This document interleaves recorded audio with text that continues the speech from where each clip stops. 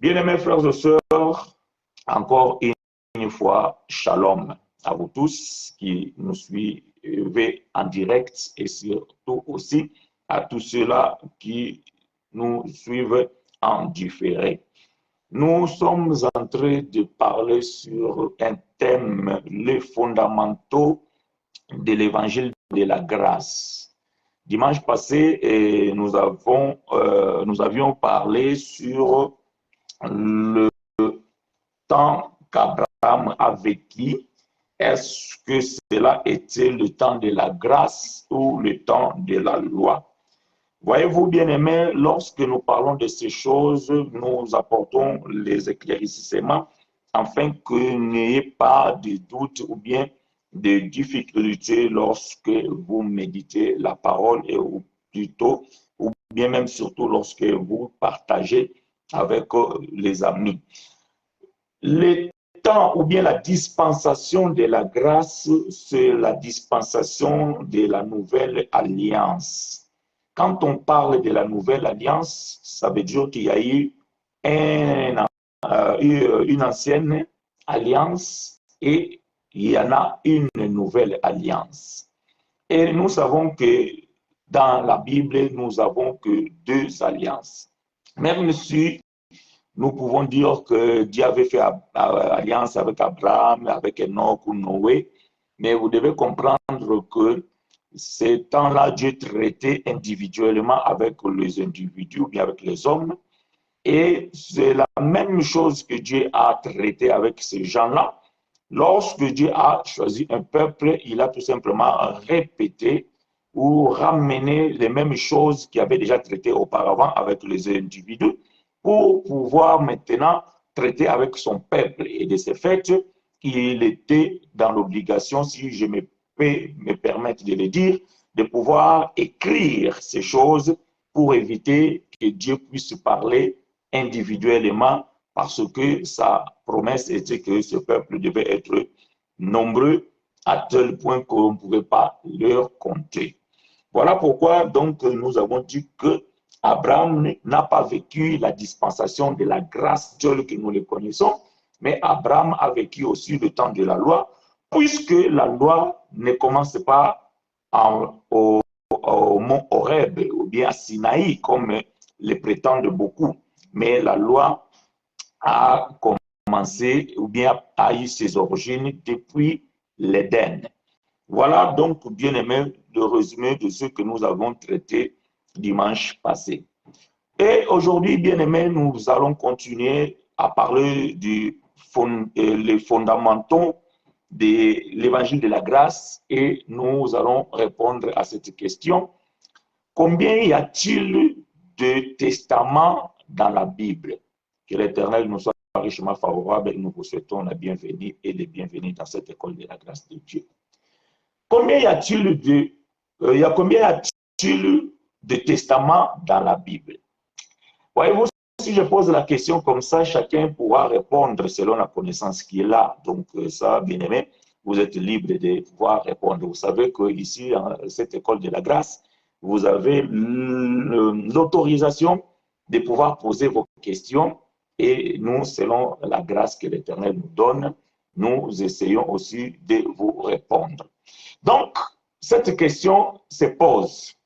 Pourquoi nous posons cette question? Parce que nous sommes en train de parler des fondamentaux de l'évangile de la grâce. C'est-à-dire que pour bien comprendre l'évangile de la grâce, il y a des choses fondamentales que nous devons maîtriser, que nous devons comprendre et surtout savoir. Parce que lorsque nous ne maîtrisons pas ces choses, alors nous aurons la difficulté de pouvoir parler de la grâce de Dieu.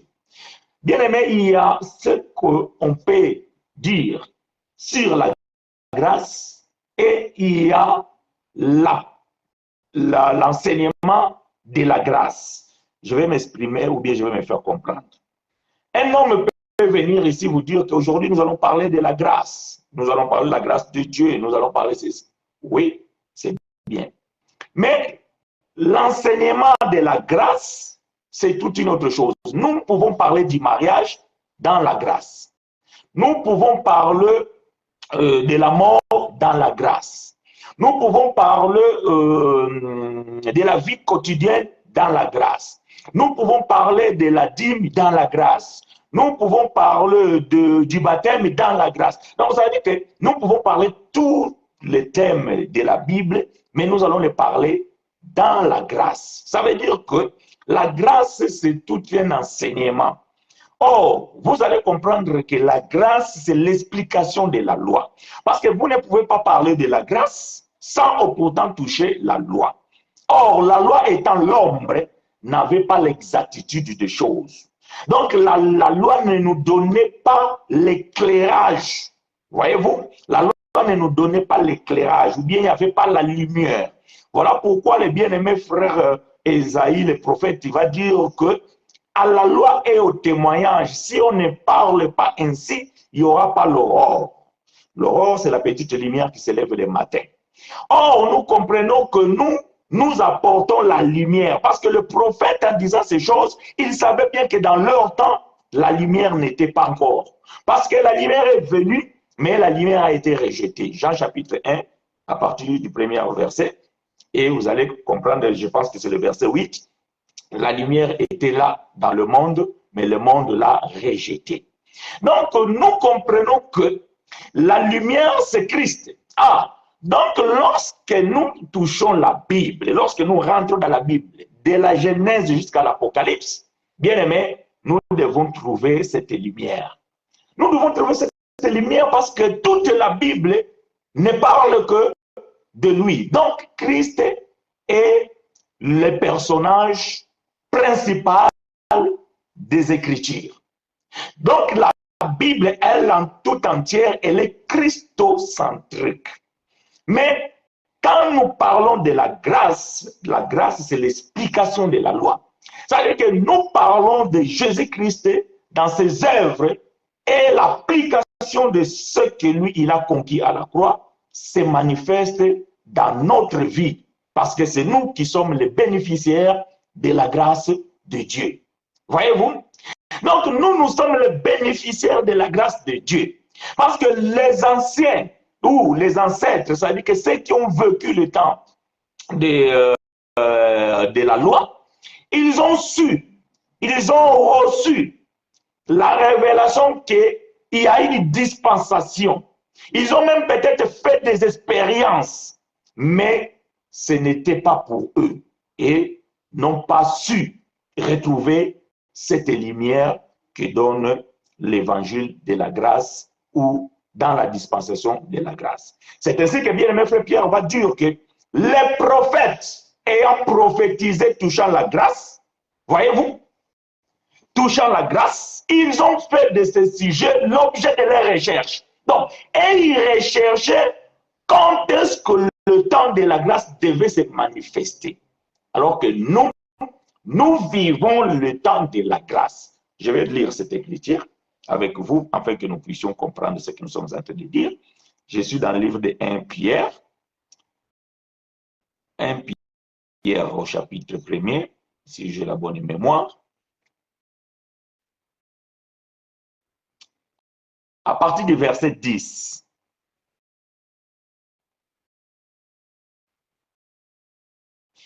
« 1 Pierre chapitre 1, verset 10 à 12. Je vais lire ceci. La Bible dit ceci. Les prophètes qui ont prophétisé touchant la grâce, qui vous êtes réservés, non, qui vous a été réservé, ont fait de ce salut l'objet de leurs recherches et de leurs investigations.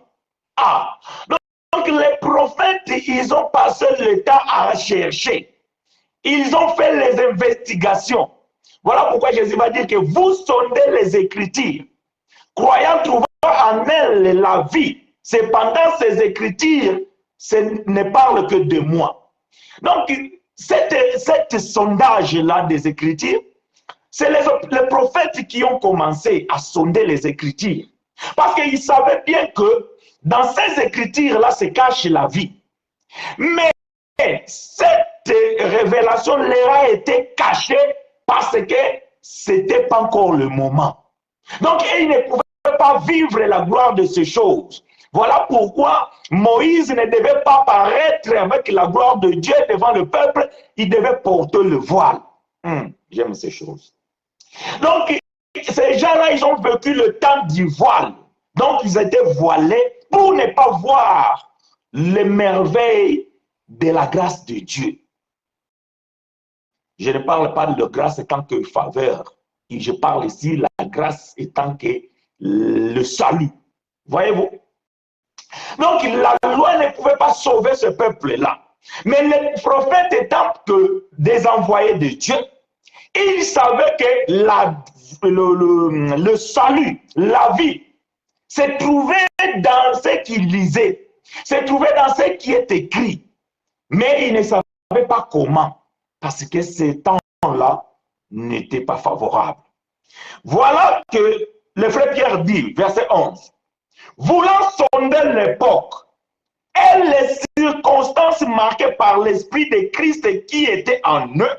Ah, donc le prophète avait l'esprit de Christ. Et l'esprit de Christ parlait en eux qu'il y a quelque chose de plus excellent que ce que Moïse a donné. Mais il voulait sonder l'époque.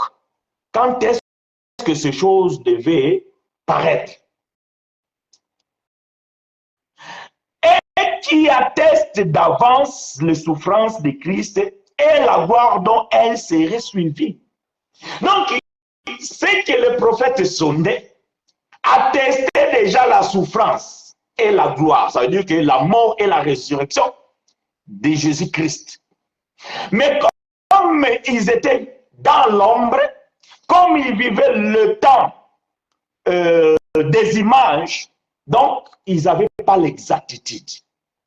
Parfois, quand ils lisaient Noé, tout ça là, ils essayaient de comprendre, mais ils n'avaient pas la lumière.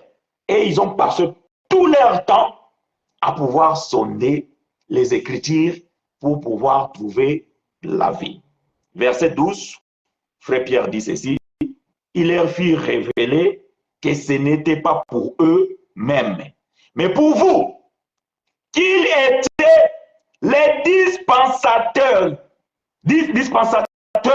de ces choses que vous ont annoncé maintenant, ceux qui vous ont prêché l'évangile par le Saint-Esprit envoyé du ciel et dans lequel les anges désirent plonger leur regard. Même les anges voudraient plonger leur regard dans l'évangile. Mais les anges aussi ne connaissent pas l'évangile. Ce n'est pas moi qui le dis.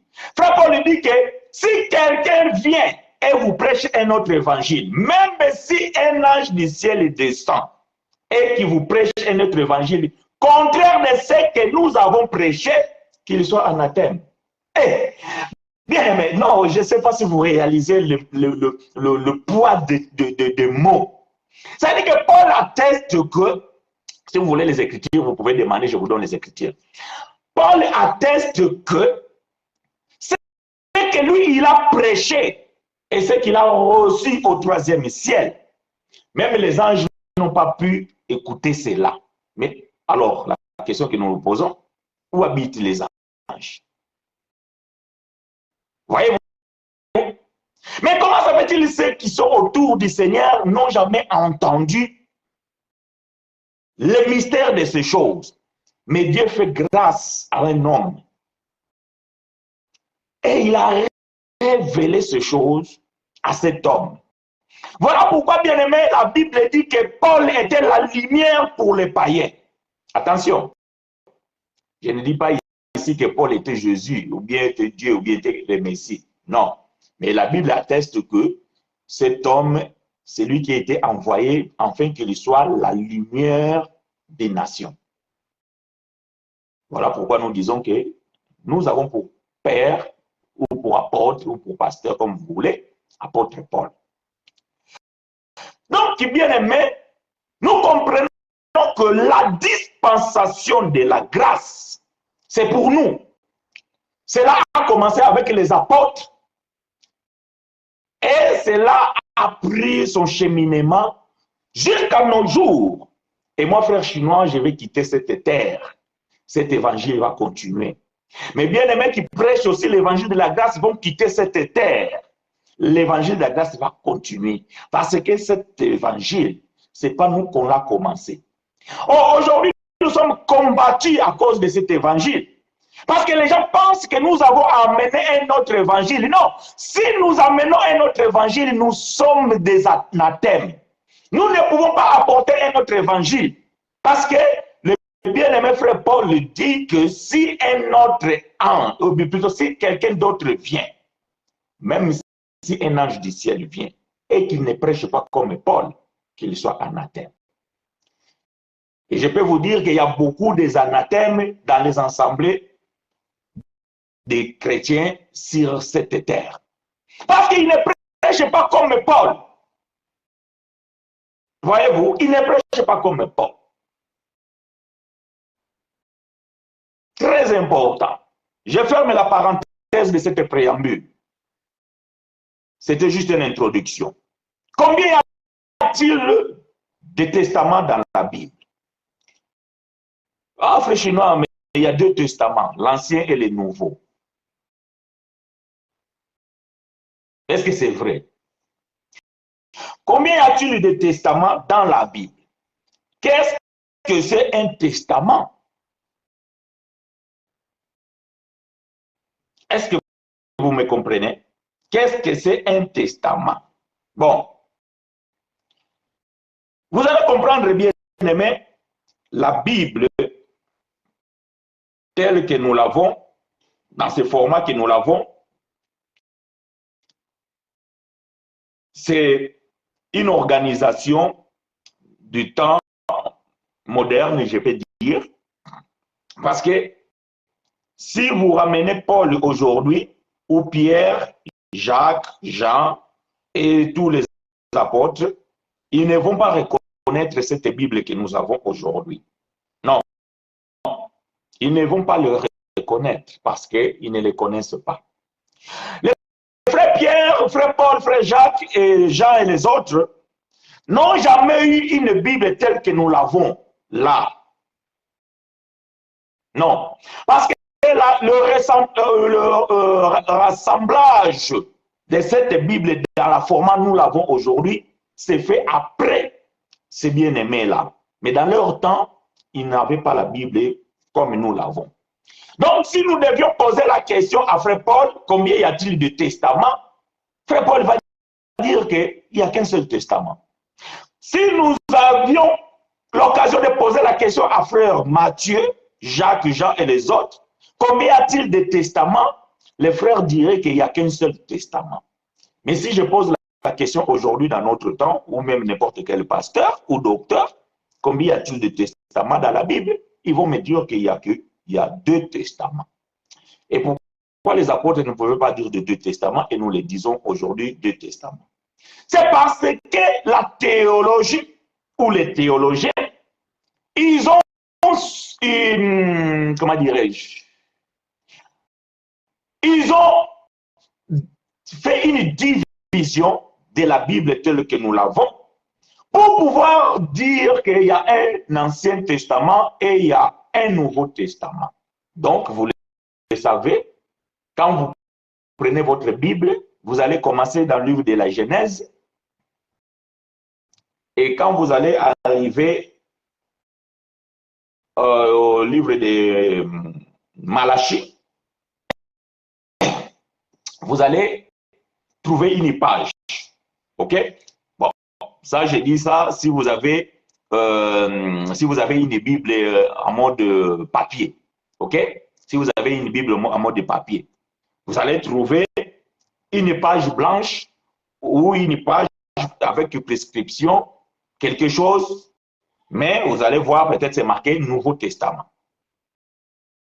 Donc, selon la Bible que nous avons, quand vous lisez de la Genèse jusqu'à Malachie, donc vous allez trouver la fin de l'Ancien Testament.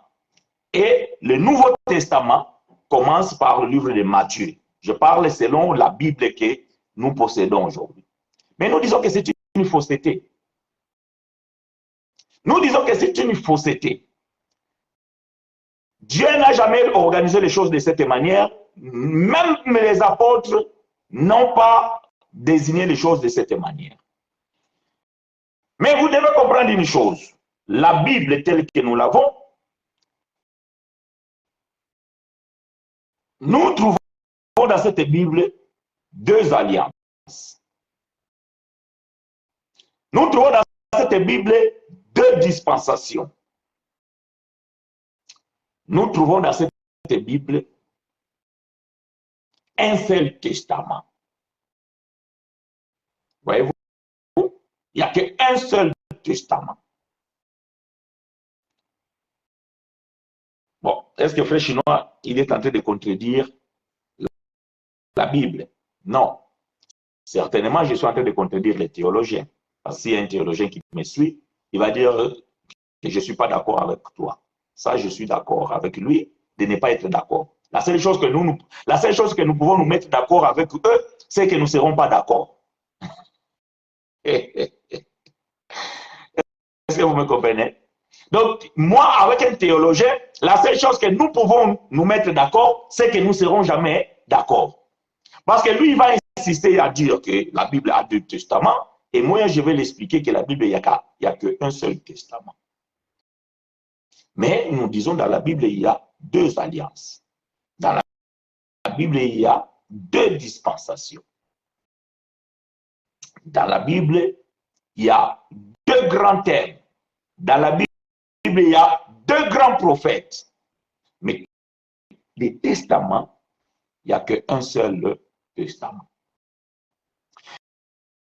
Voilà pourquoi, quand nous disons que la dîme, ce n'est pas d'actualité, les gens disent, mes frères, vous ne pouvez pas contredire ce qui est écrit dans la Bible. C'est parce que vous ne comprenez pas ce que vous lisez dans la Bible concerne quelle dispensation. Ces choses sont très importantes et simples à comprendre. Ce que je suis en train de dire ici sont simples à comprendre. Donnez-moi l'oreille, posez vos questions s'il y a des doutes. C'est à la maîtrise de ces choses que nous pouvons comprendre cet évangile que nous prêchons. C'est-à-dire, ce n'est pas pour plaisir lorsque nous disons que les œuvres de la loi ne sont pas pour notre dispensation. Et les œuvres de la loi, vous les connaissez. Nous avons l'habitude de les citer. Il y en a plusieurs. Parfois, nous parlons plus de ceux qui sont les plus phares. Voyez-vous, tels que les baptêmes, la dîme, les jeûnes, les choses, voilà, des choses comme ça. Mais il y a plus de 613 préceptes qui se trouvent dans la loi. Donc, nous disons que dans la Bible, nous avons bien aimé deux alliances. Nous avons deux grands thèmes. Nous avons deux grands prophètes. Mais nous avons qu'un seul testament. Qu'est-ce que c'est un testament? Un testament, bien aimé, à la manière des hommes, permettez-moi que je puisse le dire comme ça. Après, nous allons expliquer dans les choses du Seigneur. À la manière des hommes, un testament, c'est un écrit fait par un homme qui élègue ses biens à sa progéniture ou sa postérité ou même quelqu'un d'autre.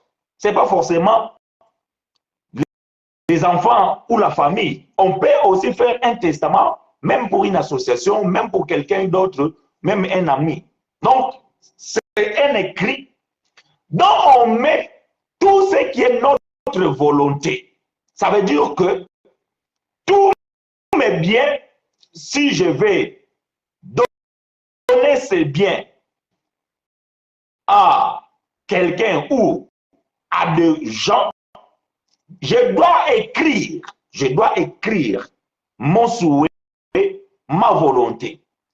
Mais cela, on l'appelle testament.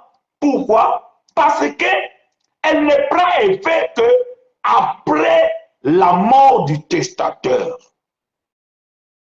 Est-ce que vous me comprenez? Moi, de mon vivant, je peux offrir une maison à mon enfant, à un ami, à mes parents.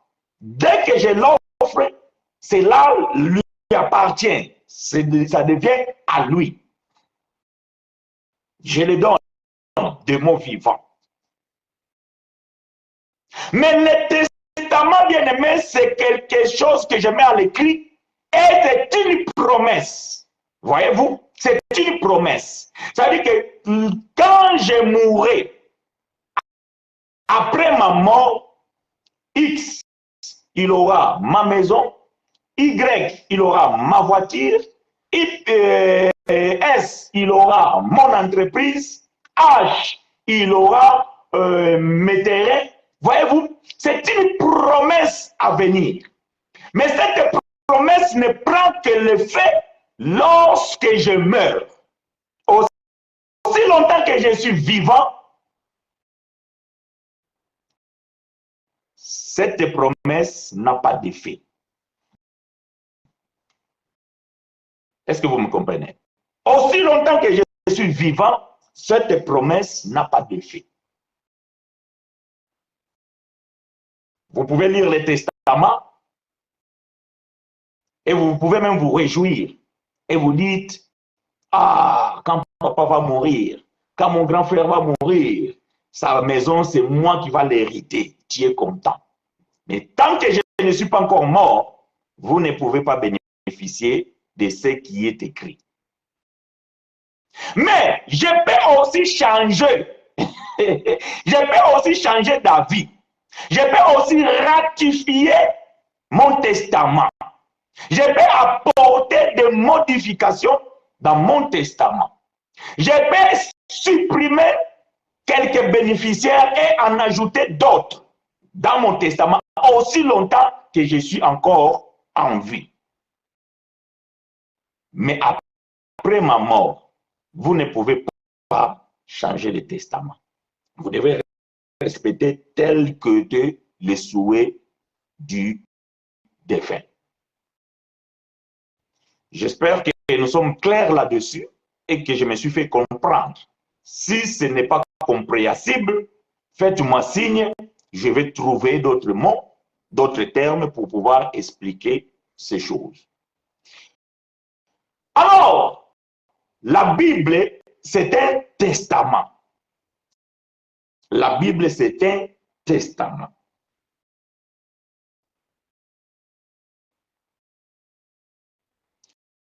Mais qu'est-ce qu'on appelle le testament dans la Bible? Voilà pourquoi j'ai dit que je ne serai jamais d'accord avec les théologiens. Parce que les théologiens disent qu'il y a deux testaments. Mais ce qu'on appelle le deuxième testament, ce n'est pas un testament. Voyez-vous, ce n'est pas un testament. Est-ce que vous me comprenez? Ce n'est pas un testament.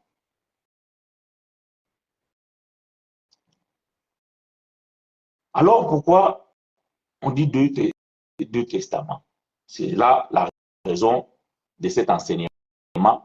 Nous corrigeons cette erreur que les théologiens nous ont inculquée dans nos têtes et que beaucoup de serviteurs aussi font la mention aujourd'hui. Mais, gloire à Dieu, nous avons la grâce de pouvoir comprendre ces choses. Lorsque Dieu a choisi son peuple, lorsque Dieu a choisi son peuple, Dieu a fait des promesses. Il a écrit pour son peuple. De tout ce que Dieu a écrit comme héritage héritage dans son testament, les plus grandes promesses, c'est le salut. Dieu a promis, les peuples de la terre seront bénis en Abraham. Dieu a promis, je serai avec vous. Dieu a promis la santé, Dieu a promis tout. Mais le plus grand dans toutes ces promesses, dans tous ces héritages, c'est le salut. Vous savez bien aimé, quand un parent, un père qui a beaucoup de moyens fait son testament, il est très important, ou bien plutôt, il est très difficile de pouvoir faire la chose équitablement. Donc, équitablement, ça veut dire dans l'égalité. Il y a toujours un qui aura quelque chose de plus. Et peut-être lui-même, le père, il a quelque chose de plus précieux qui considère que ça, c'est vraiment quelque chose de meilleur. Et ça, il va réserver ça peut-être pour son enfant le bien-aimé. Ça veut dire qu'une voiture n'a pas la valeur d'une maison.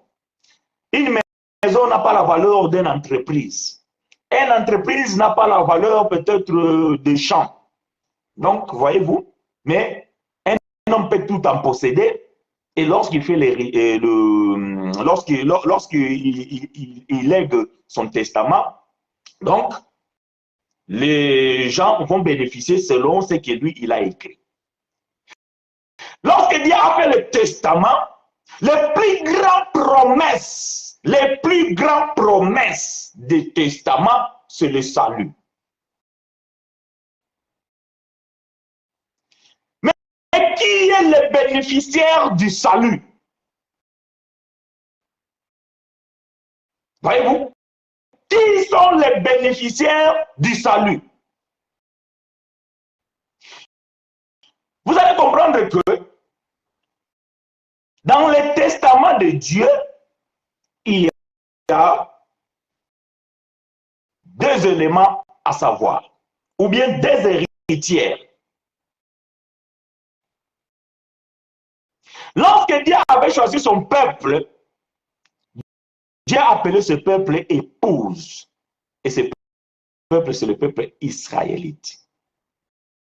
Il faut toujours savoir faire la différence entre israélien et israélite. Voilà pourquoi, voyez-vous, au Proche-Orient, il y a une guerre qui vient de s'élever entre la masse et le Sahel. C'est-à-dire qu'Israël et les Palestiniens, les Palestiniens. Je ne sais pas si c'est comme ça qu'on est dit. Et quand vous écoutez les informations, j'aime ça. Ils disent les Israéliens. Voyez-vous, les Israéliens. Et ces termes, vous ne les trouverez jamais dans la Bible. La Bible parle israélite. Ah, je vous encourage d'aller faire des recherches. C'est très important. Voilà pourquoi même quand on touche l'eschatologie, si on ne maîtrise pas ces choses, vous allez voir, il y a des gens, ils nous disent déjà, voilà, c'est la fin du monde et la guerre est sortie en Israël, tout ça là. Mais faites attention, beaucoup d'attention. Je ferme la parenthèse. Dans la Bible bien aimée, il y a une femme que Dieu avait choisie, son épouse. C'était Israël. Israël était, écoutez-moi bien, j'aime respecter le verbe. Je ne dis pas qu'Israël est. Je dis Israël était l'épouse, la femme de Dieu. Et lorsque Dieu a écrit son testament, donc c'est lui, merci Palestinien, c'est lui, ou bien celle, et parce qu'on parle d'une épouse, celle qui était la bénéficiaire de cet héritage, c'est Israël. Et comme je vous ai dit que les plus grandes promesses du testament, c'était le salut. Mais que s'est-il passé lorsque l'époux s'est manifesté manifesté sur la terre en personne, en chair et en sang, ou en os, si vous voulez, Israël n'a pas reconnu l'époux. Suivez-moi attentivement. C'est ce que je suis en train de dire ici. Ce sont des choses qu'on en a déjà parlé. Mais il y a beaucoup de gens qui sont tentés de nous rejoindre. Je salue la bravoure de notre sœur Sabine, qui est au Royaume-Uni, et notre sœur Fanny, qui se trouve en Afrique du Sud. Ils ont entrepris une démarche à louer. Ils sont allés au tout début, aller chercher les vieilles vidéos que nous avons déjà faites pour pouvoir comprendre. Et ça, je salue cela. Si vous n'avez pas le temps de le faire pour les autres, parce que je comprends, c'est pour cela, parfois nous avons l'obligation de revenir sur ces choses. Mais comme nous avons entrepris la révision sur les fondamentaux de la grâce, donc nous allons parler de ces choses.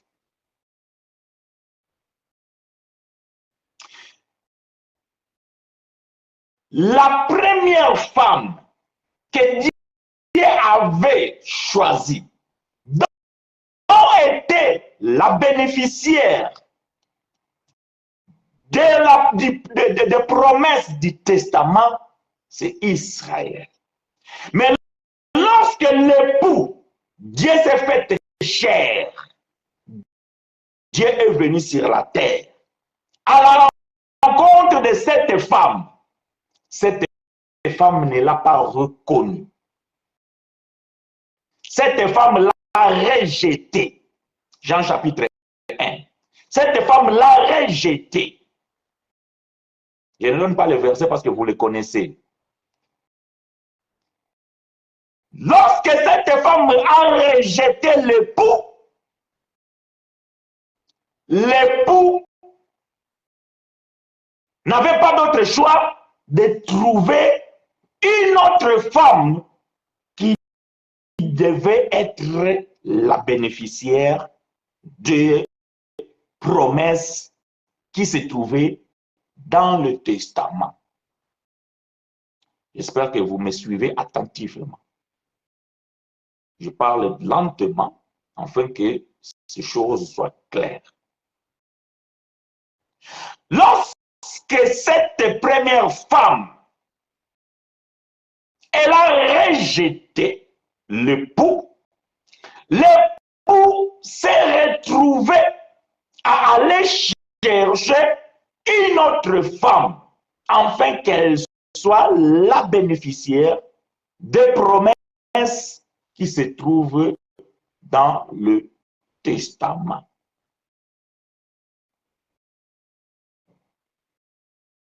Qu'est-ce qui s'est passé? Ce qui s'est passé, c'est que l'époux n'a pas fait un autre testament. Voilà pourquoi même la deuxième femme, elle doit continuer à lire le testament qui était d'abord écrit pour la première femme. Je vais parler dans un autre langage. Je suis en train de dire que nous, les nations, parce que vous avez déjà compris que la deuxième femme, c'est l'Église des nations. Ça veut dire que c'est nous, l'Église d'aujourd'hui, que nous sommes la deuxième femme. Et la femme par l'excellence. Dieu n'a pas écrit d'autres choses, si ce n'est que ce qui était déjà écrit pour la première femme. Voyez-vous? Donc, voilà pourquoi vous devez me comprendre. C'est là où vous allez comprendre qu'il n'y a qu'un seul testament. Parce que quand on parle ici, nous parlons qu'il y a deux testaments, alors vous devez dire que le premier testament a été rejeté et Dieu en a écrit un autre. Dieu n'a pas écrit un autre testament. Non. Donc la deuxième femme, elle bénéficie du même testament que la première femme. Mais qu'est-ce qui s'est passé? L'époux, sachant que la première femme a échoué à cause de ce que lui-même avait mis dans le testament. Il a préféré que la deuxième femme n'échoue pas. Gloire à Dieu. J'aime ces choses. Voilà pourquoi, quand j'entends des gens dire que l'église de Nations est en train de mourir, l'église de ceci est en train de mourir. Non. Vos assemblées locaux, parce que vos assemblées locaux sont appelées à disparaître. Mais l'église de Christ ne peut pas mourir. Oh, l'église d'Angola est en train de mourir. Oh, l'église de France est en train de... Non! Vos assemblées locaux sont en train de mourir.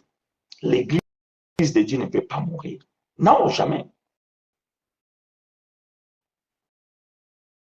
Alors, la première femme a échoué parce qu'elle n'a pas accompli la loi. La loi, c'est ce qui a fait que la première femme échoue.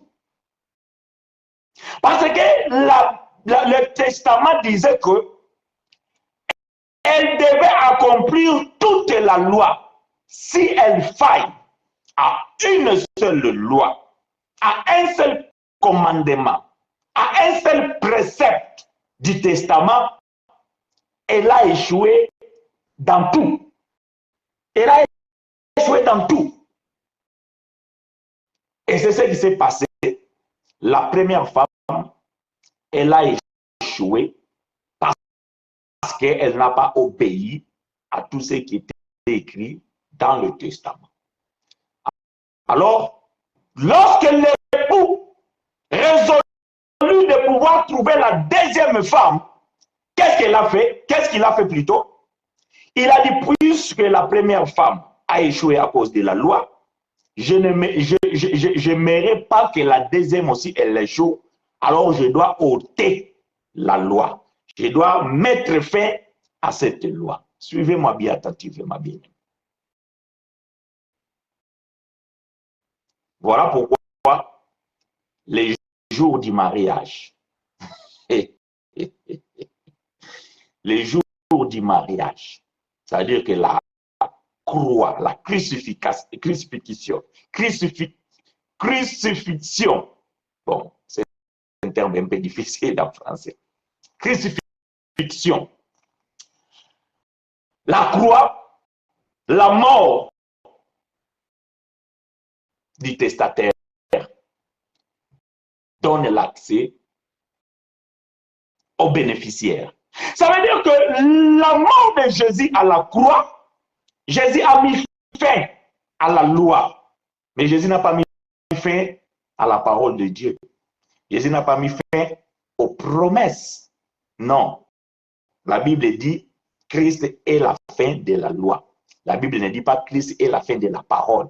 La Bible ne dit pas Christ est la fin du testament. Non. Non. Christ est la fin de la loi. Donc, ça veut dire que dans la loi de Dieu, il y avait les promesses et, plutôt dans le testament de Dieu, il y avait les promesses et il y avait les lois. Voilà pourquoi si vous lisez le Deutéronome chapitre 28, vous allez trouver ces choses. Dieu a donné des promesses dont la première femme devait vivre en elle. Mais pour bénéficier de ces promesses, il y a eu des conditions qu'elle devait obéir. Les cas contraires, donc, elle ne pouvait pas bénéficier de ces promesses. Lisez Deutéronome 28 à partir du premier verset jusqu'à la fin. Je n'ai pas beaucoup de temps pour lire, mais je vous recommande de lire Deutéronome chapitre 28, du premier verset jusqu'à la fin. Vous allez voir que Dieu a fait des promesses.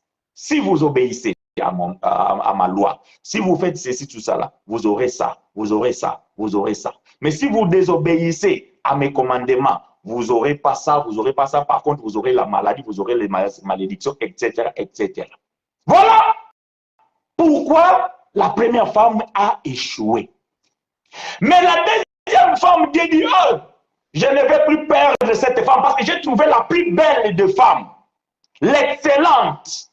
Et elle ne peut pas échouer. Alors, je vais prendre toutes ces malédictions pour moi-même, afin que ma femme, elle soit libre.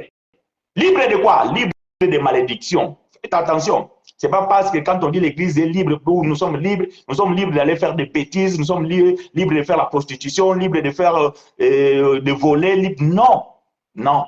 Nous sommes libres parce que nous sommes dégagés de la loi. Romains chapitre 7, verset 5 ou 6.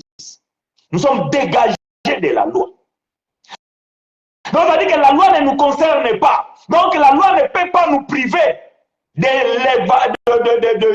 cet héritage qui est le salut éternel. Alors, Israël a échoué. Israël n'a pas eu le salut éternel à cause de la loi. À cause de la loi. Voilà pourquoi, à la croix, Christ, il a dit, cette loi maudite, je dois la mettre fin, afin que la deuxième femme, elle rentre dans la bénédiction sans contrainte. Donc, vous avez compris que c'est le même testament que Dieu avait déjà écrit pour sa femme, mais comme le testataire n'était pas encore mort et que le testament n'a pas pris acte, Dieu a eu le temps de la ratifier. Donc, Dieu a modifié ce même testament. Donc, il n'y a pas deux testaments. Il n'y a qu'un seul testament que Dieu, il a modifié. Quelles sont les modifications portées dans ce testament? Dieu a enlevé. Donc, quand j'ai dit enlever, comprenez mon langage. Ce n'est pas que Dieu, il a effacé là. Non. Merci, frère, sœur Fanny. Ce n'est pas que Dieu a effacé des choses. Non. C'est-à-dire que l'applicabilité de ces choses. C'est-à-dire que Dieu a dit que non, ma deuxième épouse, elle ne peut plus observer la loi. Dieu l'a ratifiée. Ma deuxième épouse, elle ne sera plus appelée Israël terrestre. Dieu l'a ratifiée. Ma deuxième femme, elle s'appelle Église. Voilà ces deux choses que Dieu a apportées dans le testament. Donc Dieu a tout simplement ratifié le même testament. Voilà pourquoi nous sommes les bénéficiaires de toutes les promesses qui se trouvent dans le testament.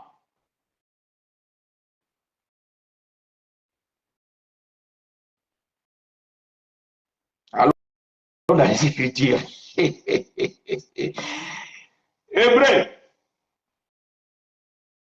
Hébreux chapitre 9.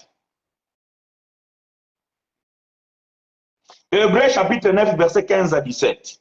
Rentrons dans les Écritures. Donc, j'ai donné l'explication. Je ne vais plus m'attarder longtemps dans les explications. Maintenant, je vais commencer à donner les Écritures pour que vous puissiez maintenant corroborer ce que je viens de dire avec les Écritures. Hébreux chapitre 9, verset 15 à 17. Je lis pour vous et avec vous. Et c'est pour cela qu'il est le médiateur d'une nouvelle alliance. Afin que la mort étant intervenue pour les rachats des transgressions commises sous la première alliance, ceux qui ont été appelés reçoivent l'héritage éternel qui leur a été promis, car là où il y a un testament, il est nécessaire que la mort du testataire soit constatée. Un testament, en effet, n'est valable qu'en cas de mort, puisqu'il n'a aucune force tant que le testataire vit. Ah, ce n'est pas moi qui l'ai dit, ce n'est pas moi qui l'ai écrit. Ça, c'est frère Paul. Donc, frère Paul confirme que, ou du moins, ce que frère Chouinard vient de dire ici, c'est juste que je répète ce que bien-aimé frère Paul a écrit.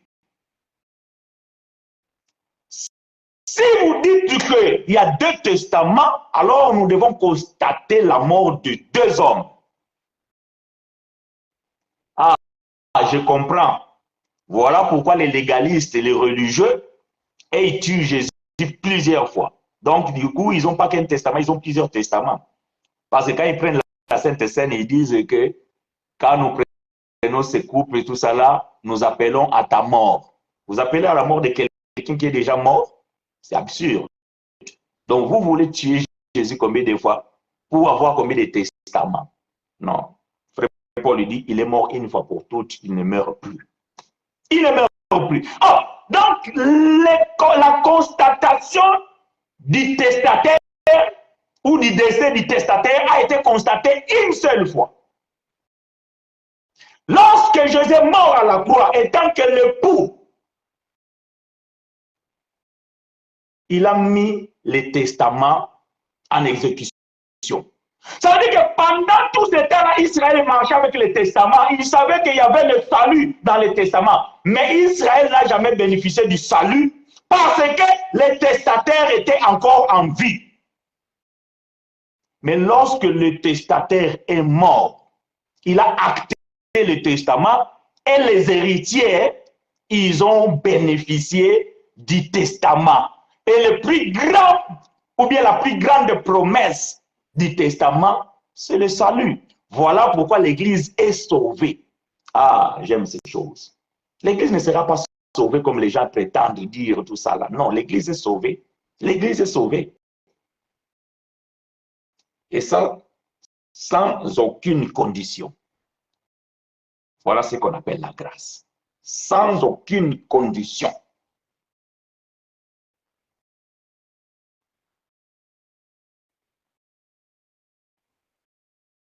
Un testament n'est valable qu'en cas de mort, puisqu'il n'y a aucune force tant que le testataire vit. C'est ce que je vous ai dit. Moi, si je suis encore vivant, même si je fais un testament, mes enfants, ils peuvent lire ce testament plusieurs fois. Ils peuvent se réjouir de ce qui est écrit là-dedans. Mais tant que je ne suis pas encore mort, à tout moment, je peux la ratifier. À tout moment, je peux les changer.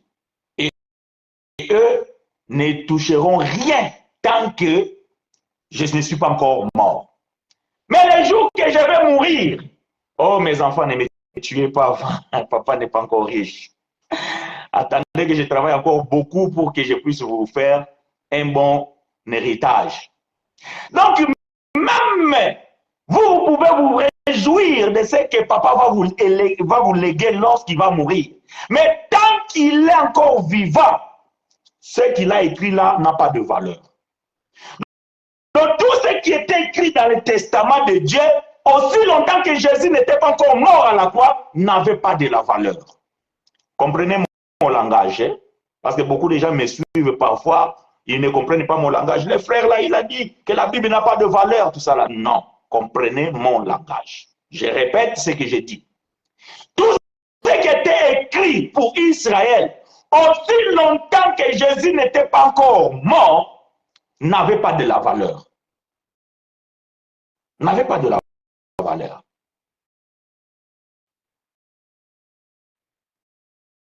Parce que le testateur était encore en vie. Oh, gloire à Dieu. C'est que le testateur, pendant qu'il est en train de mourir, les gens ne comprenaient rien, alors qu'il avait déjà ratifié le testament. Colossiens chapitre 2. Voilà ce que frère Paul va dire. Colossiens chapitre 2.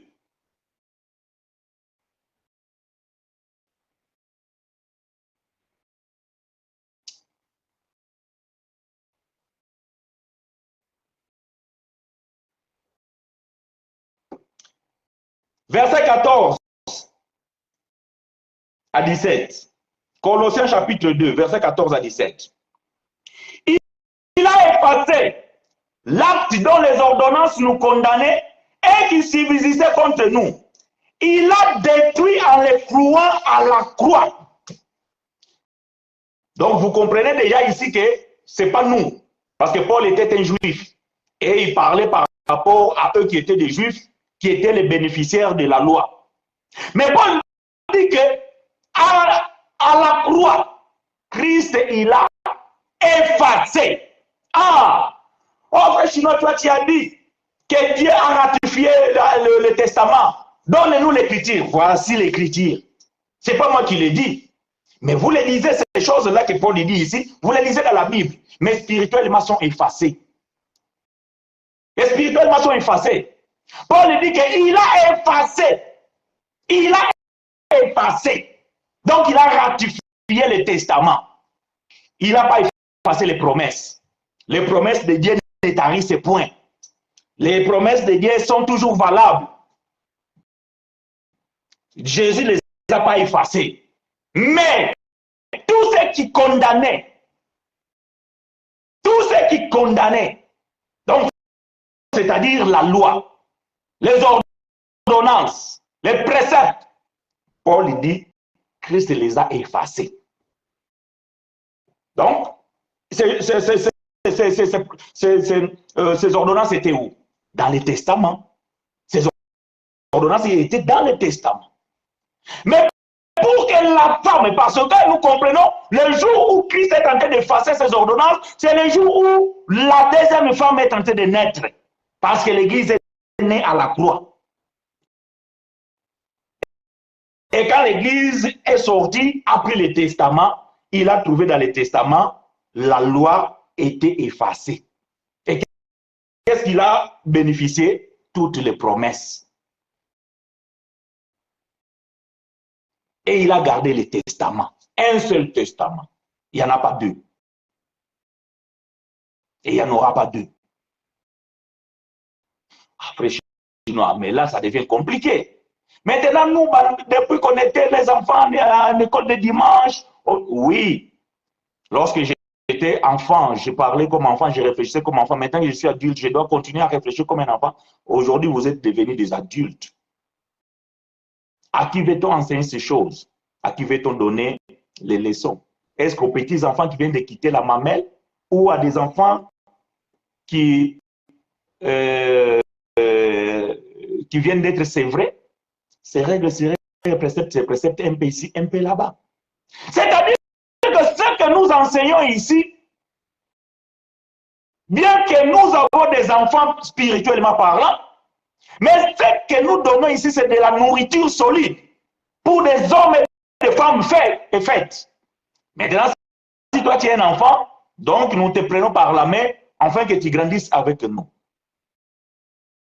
Et voilà pourquoi, ici, nous te disons qu'il n'y a pas deux testaments. Ça, c'est une fausseté, c'est une absurdité, mais il n'y a qu'un seul testament, parce que le testament n'est valable que lorsque on constate le décès du testataire.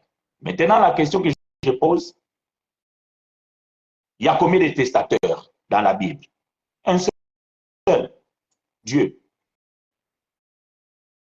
Pour que le testament puisse avoir le fait, qu'est-ce qui devait passer? La mort du testataire. Et l'époux, il est mort combien de fois dans la Bible? Une seule fois. Et il ne meurt plus. Vous voulez aussi que je donne cette écriture? Mais non, ça vous le connaissez. Non? Bon, si vous en avez besoin d'écriture, vous me donnez, vous demandez, je vais vous donner l'écriture. Voilà, bien mes frères et sœurs. Mais dans cette Bible-là, bien aimé, que nous avons deux alliances. La première alliance qui n'existe plus, spirituellement parlant, parce que vous pouvez les lire toujours. Or, quand on parle de l'alliance, nous parlons d'une femme. Une alliance, c'est une femme.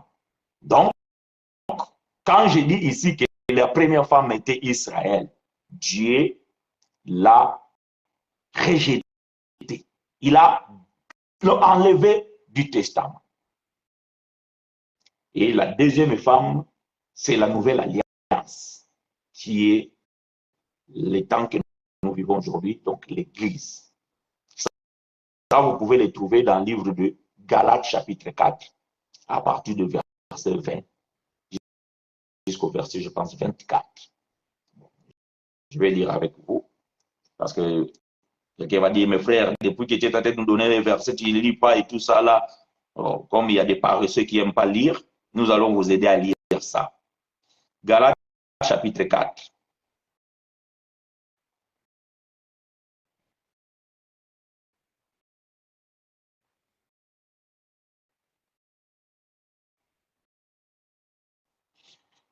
À partir du verset 21. Bon, je peux commencer au verset 20 si vous voulez. Galates Galates chapitre 4 à partir du verset 20. Nous allons aller jusqu'au verset 26. Galates chapitre 4, verset 20 à 26. Je voudrais être maintenant auprès de vous et changer de langage, car je suis dans l'inquiétude plutôt à votre sujet. Dites-moi, vous qui voulez être sous la loi, n'entendez-vous point la loi? Car il est écrit qu'Abraham eut deux fils, un de la femme esclave et un de la femme libre. Mais celui de l'esclave naquit selon la chair, et celui de la femme libre naquit en vertu de la promesse.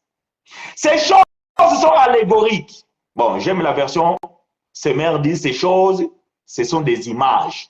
Merci frère Alberto, Romains chapitre 6, verset 9. Jésus-Christ est mort une fois pour toutes, il ne meurt plus. Frère Paul dit que ces choses sont allégoriques. Dans d'autres termes, ça dit que ce sont des images. Ah, donc quand vous voyez Agar, vous voyez Sarah, ce sont des images. Mais quelle est cette image? Paul va expliquer.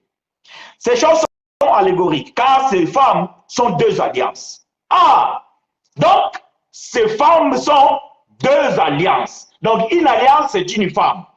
Comme il y avait deux alliances, comme il y avait deux femmes, c'est deux alliances. Maintenant, qu'elles représentent ces deux femmes ou bien ces deux alliances? L'île du mont Sinaï enfanta pour la servitude, c'est Agar.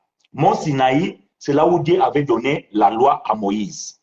Et cette loi, c'est la loi qui a asservi la première femme.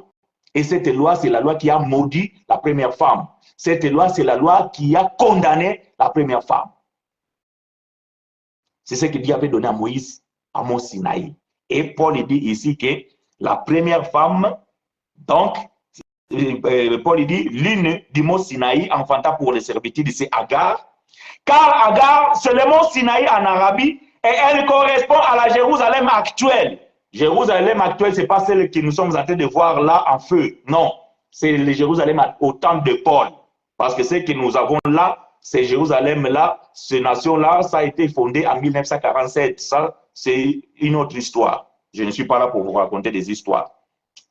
Donc, quand Paul parle ici actuel, ça veut dire dans le premier siècle. Donc, dans le premier siècle, si vous voyez la carte de ce temps-là, ne correspond même pas avec la carte d'aujourd'hui. Parce que je vous pose la question, où était votre pays dans le premier siècle, vous ne saurez même pas me le dire.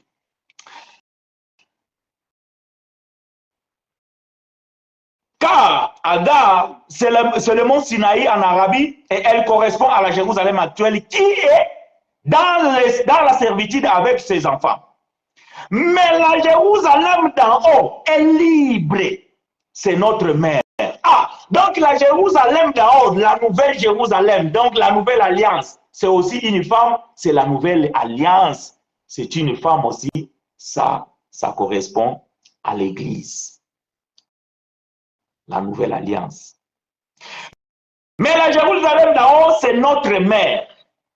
Verset 27, car il est écrit, réjouis-toi,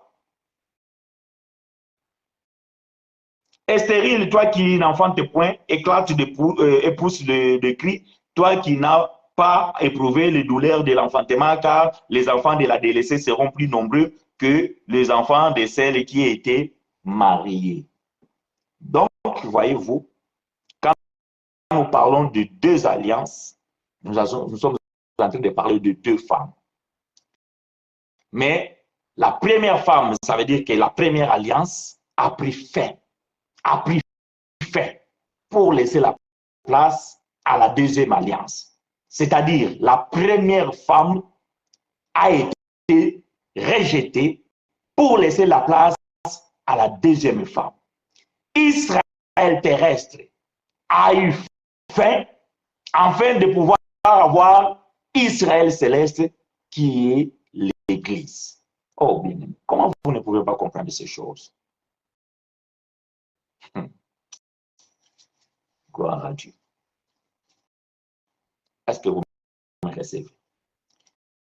Alors, posez-moi vos questions. Laissez-moi regarder ici s'il y a déjà des questions, parce que parfois, vous me posez des questions et que je n'ai pas vues. Bon, pour moi, il n'y a pas de questions. Bien-aimés,